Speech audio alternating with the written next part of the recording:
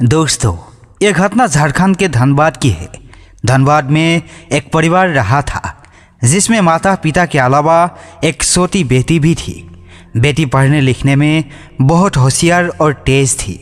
वो सोचती थी कि वो कुछ बड़ा बनकर अपने माता पिता का नाम रोशन करेगी और समाज के लिए भी अच्छा काम करेगी। समाज में हो रही गलतियों और भ्रांतियों को सुधारने का एक यूनिक तरीका वो अपनाएगी। इसी सोच के साथ उसने आईपीएस की तैयारी की और अंत में उसका चयन भी हो गया। चयन होने के बाद वो ट्रेनिंग करती है और ट्रेनिंग पूरी करने के बाद वो घर लौट आती है। तब उसके माता पिता कहते हैं, बेटी अब तो तुम एक अच्छी नौकरी पा चुकी हो और तुम्हारी उम्र भी, अब तुम्हें किसी अच्छे लड़के से शादी कर लेनी चाहिए। इस पर लड़की कहती है, पिताजी शादी तो हमें करनी है, इसमें कोई शक नहीं है, लेकिन अभी मेरा जो लक्ष्य है वो मुझे पूरा करना है। मैं अभी समाज को देखना चाहती हूँ। समाज कैसा है, अभी तक तो मैंने समाज को कभी देखा नहीं है। मैं सिर्फ एक कमरे में बैठकर पढ़ाई करती रही हूँ और ज्ञान अर्जित किया है, लेकिन पिताजी समाज में किस तरह के लोग रहते हैं, किस तरह की घटनाएं घटित होती है और हमें कैसे उनका सामना करना है, यह सब देखना चाहती हूँ। 4-5 साल तक मुझे सिर्फ यह अनुभव करना है, उसके बाद ही शादी करूँगी। पिताजी आप और माँ मुझे समझा रहे हैं, लेकिन मैं अपने फैसले पर अडिग हूँ। पिताजी ने आखिरकार कहा, बेटी अब तुम समझदार हो गए हो, अपने फैसले खुद ले और अपना ध्यान रखना। यह सुनकर अनीता ने जवाब दिया, पिताजी अब चिंता ना करें, मैं अपना ख्याल रखूंगी। इसके बाद अनीता अपनी ड्यूटी के लिए रवाना हो गए। धनबाद में उसकी पहली पोस्टिंग थी, लेकिन ड्यूटी पर जाने के बजाय उसने अपने निजी ड्राइवर से कहा, मुझे किसी सुनसान जगह पर छोड़ दो। ड्राइवर पहले तो थोड़ा झका, लेकिन उसने आदेश का पालन किया। वह अनीता को शहर की एक सुनसान जगह पर छोड़ आया। वहां पहुंचकर अनीता ने कहा, आप ध्यान से सुनो, मैं यहाँ से अकेली जाऊंगी और किसी को मेरे बारे में कुछ मत बताना। अगर तुमने किसी को बताया तो समझ लो तुम्हारी नौकरी गई। ड्राइवर डर के मारे बोला, मैडम आप निश्चिंत रहे, मैं किसी को कुछ नहीं बताऊंगा। इसके बाद अनीता ने अपने कपड़े और लुक बदला। उसने खुद को एक भिखारिन की तरह तैयार किया। सादे फते पुराने कपड़े पहनकर मैली की सली हालत में वो बाजार की ओर चल दी। थोड़ी देर बाद वो थाने के पास पहुंची।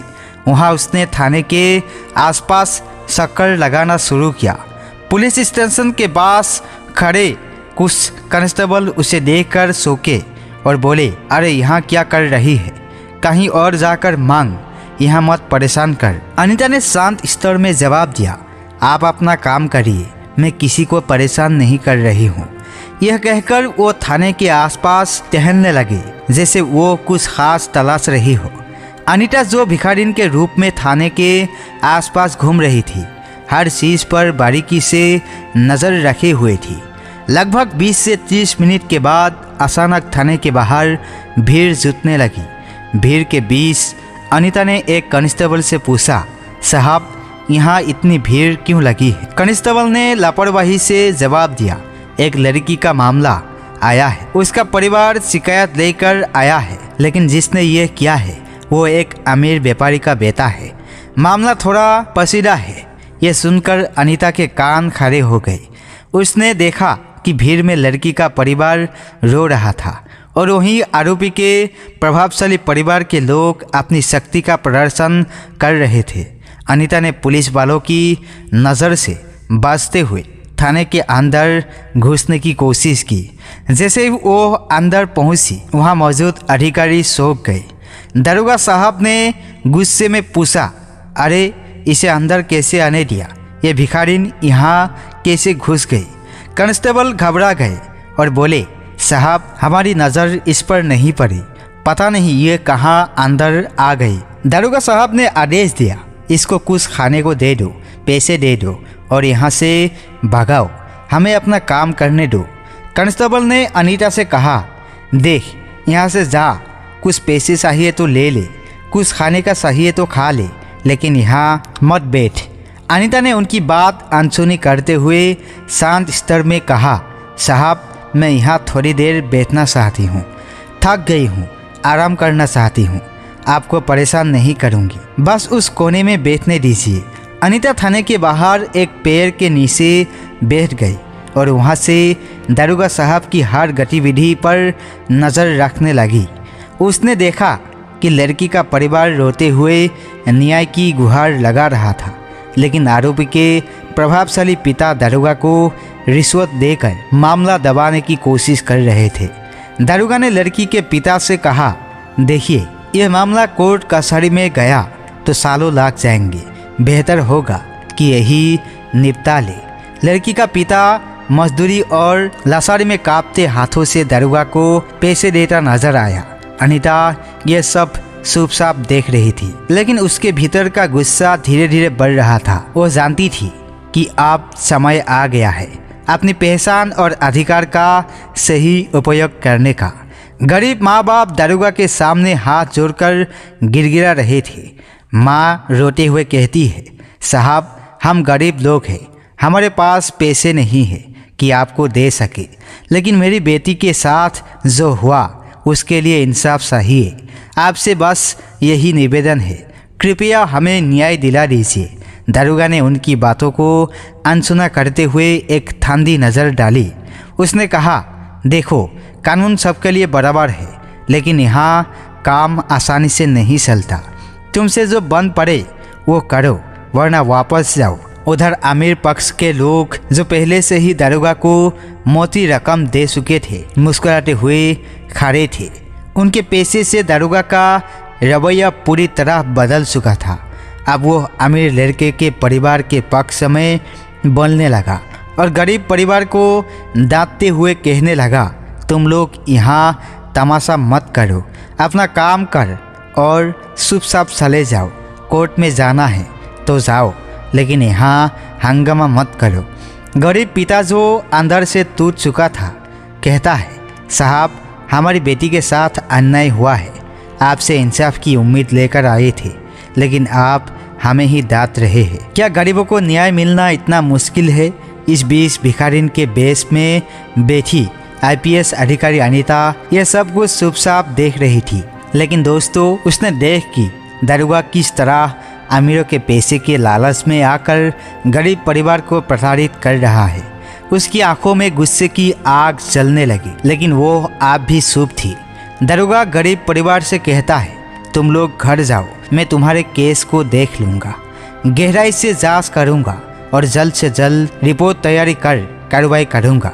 गरीब पिता भावुक होकर कहता है, साहब हम आपके भरोसे हैं, हमें सिर्फ अपनी बेटी के लिए न्याय चाहिए और कुछ नहीं। दारोगा बड़ी सहजता से जवाब देता है, ठीक है तुम चिंता मत करो, मैं सब संभाल लूँगा। लेकिन जैसे ही गरीब परिवार थाने से बाहर निकलता है, दारोगा अमीर व्यापारी से पैसे लेता है और उसके पक्ष में कार्रवाई करने की योजना बनाने लगता है। थाने के बाहर गरीब परिवार को बैठी हुई भिखारिन रूपी अनीता रोक लेती है। वो उनसे पूछती है, क्या हुआ, पूरा मामला बताइए। गरीब पिता थोड़ा सिरते हुए कहता है, हम जो भी सह रहे हैं वो हमारा निजी मामला है, तुम्हें इससे क्या मतलब, अपना काम करो। गरीब परिवार को यह पता नहीं था कि वो भिखारिन दरअसल एक आईपीएस अधिकारी है। थाने में मौजूद किसी पुलिस कर्मी को इस बात का अंदाजा था कि अनीता जो वहाँ भिखारिन के रूप में बैठी थी, दरअसल इस थाने में नई नियुक्त हुई अधिकारी है। अनीता ने फिर पूछा, आप मुझे सब कुछ बताइए, मैं आपकी मदद करना चाहती हूँ। आखिर आपकी बेटी के साथ क्या हुआ? गरीब परिवार हिचकिचा हुए बताने लगा, लेकिन जैसे ही उन्होंने देखा कि यह भिखारिन बेहद साफ सुथरा खड़ी हिंदी में बात कर रही है और कभी कभी अंग्रेजी में भी बात कर रही है, वो सब हैरान रह गए। थाना के कुछ पुलिसकर्मी भी ये सब देख रहे थे और भसक के रह गए। कांस्टेबल अनीता के पास आकर बोले, तुम कौन हो, हमें सच सच बताओ। अनीता ने यह सुनते ही अपना गेटअप हटा दिया। जैसे ही उसने अपने असली रूप में कदम रखा, सभी कर्मचारी हड़बड़ा गए। दारोगा को फटकारते हुए उसने कहा, तुमने गरीब परिवार के साथ बहुत अन्याय किया है। मैंने अपनी आंखों से तुम्हारी सारी करतूतें देखी है। अब तुम्हारे खिलाफ सख्त कार्रवाई होगी। थाने के सभी पुलिसकर्मी सन्न रह गए। दरोगा घबराकर माफ़ी मांगने लगा, लेकिन अनीता ने उसे सख्त लहजे में चेतावनी दी कि अब वो गरीब परिवार को न्याय दिलाकर ही रहेगी। अनीता की सख्ती देखकर सभी पुलिसकर्मी उसे सलाम ठुकने लगे। अंत में अनीता ने गरीब परिवार को इंसाफ दिलाया और थाने के कर्मचारियों को उनकी लापरवाही और भ्रष्टाचार के लिए सजा दी। अनीता, जो अब अपने असली रूप में आ चुकी थी, थाने के पूरे स्टाफ को लाइन हाजिर करने का आदेश दिया। उसने दरोगा और सभी कांस्टेबलों को एक एक कर तलब किया और उनके कर्तव्य में की गई लापरवाही और भ्रष्टाचार के लिए सख्त फटकार लगाई। दरोगा से सख्त लहजे में कहा, तुम्हारी ड्यूटी न्याय दिलाने की थी, लेकिन तुमने अपनी जिम्मेदारी को पैसे के लिए बेच दिया। अब तुम्हें इसका अंजाम भुगतना होगा। इसके बाद अनीता ने कुछ पुलिसकर्मियों को तुरंत प्रभाव से सस्पेंड करने का आदेश दिया। थाने में मौजूद सभी लोग स्तब्ध थे। उन्हें समझ नहीं आ रहा था कि अचानक से ये सब कैसे हुआ, लेकिन अनीता ने ये सुनिश्चित किया कि हर दोषी को उसकी सज़ा मिले और गरीब परिवार को तुरंत न्याय मिले। इस घटना के बाद पूरे धनबाद शहर में आईपीएस अधिकारी अनीता की चर्चा होने लगी। लोग उसकी ईमानदारी और कर्तव्य निष्ठा की तारीफ करते नहीं थक रहे थे। हर जगह बस यही बात हो रही थी कि कैसे एक आईपीएस अधिकारी ने भिखारिन का भेष धारण कर भ्रष्टाचार को बेनकाब किया और गरीब परिवार को न्याय दिलाया।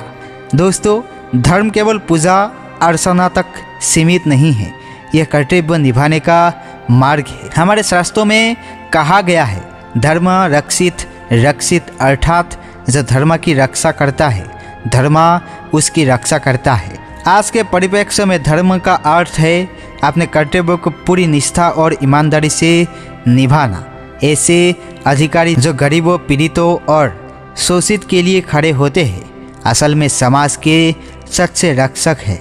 उनकी जिम्मेदारी सिर्फ अपराधियों को पकड़ने तक सीमित नहीं है, बल्कि ये सुनिश्चित करता भी है कि न्याय कमज़ोर से कमज़ोर व्यक्ति तक पहुँचते। दोस्तों, इस कहानी को सुनाने का उद्देश्य किसी की भावनाओं को आहत करना, किसी को ठेस पहुँचना या परेशान करना बिल्कुल नहीं था।